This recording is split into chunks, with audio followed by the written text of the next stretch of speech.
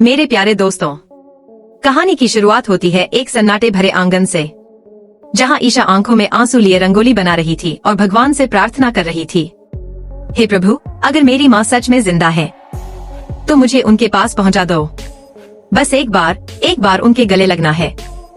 उधर दूसरी ओर सूरज भी दीपक जलाकर हाथ जोड़ता है और दिल से कहता है, भगवान, मेरी ईशा मेरी जिंदगी है। अगर उसे खुश करने के लिए मुझे अपनी ब्रह्मचर्य की सौगंध भी तोड़नी पड़ी तो मैं तैयार हूँ। आंगन में जलते दीपक और रंगोली की महक इस बात का इशारा कर रहे थे कि अब शुरू होने वाला है असली खेल। अचानक ईशा को खंडहर की ओर से किसी औरत की चीख सुनाई देती है। वो घबरा जाती है। ये आवाज, ये तो मेरी माँ की है। बिना देर किए सूरज दौड़ पड़ता है, अपनी कसम तोड़ता है और उस पुरानी हवेली का दरवाजा खोल देता है। और तभी सामने आती है सालों से कैद ईशा की माँ। ईशा दौड़कर उन्हें गले लगा लेती है। लेकिन दोस्तों, असली तूफान तो अब उठने वाला था। उसी वक्त वहाँ पहुँचता है गुलाब सिंह। गुस्से से चिल्लाता है, ईशा, तूने ये दरवाजा खोलकर सब कुछ बर्बाद कर दिया। अब तू और तेरा सूरज चैन से नहीं जी पाओगे। सूरज भी अब पीछे हटने वाला नहीं था।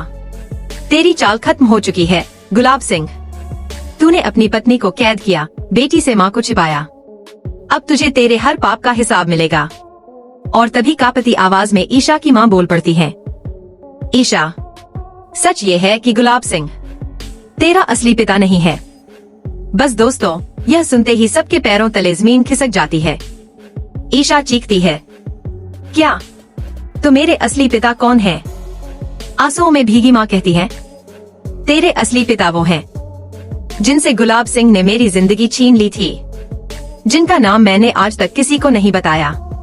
गुलाब सिंह बौखला उठता है, खंडहर में आग लगा देता है और पागलों की तरह ठहाके मारता है। अगर ये सच बाहर आया तो मेरा साम्राज्य राख बन जाएगा। सूरज दौड़ता है, ईशा और उसकी माँ को आग से बचा लेता है। वो ईशा का हाथ पकड़कर कहता है, ईशा, चाहे सच कुछ भी हो, मैं तेरा साथ कभी नहीं छोड़ूंगा। तेरा प्यार ही मेरी सबसे बड़ी ताकत है। और दोस्तों, यही है असली प्यार।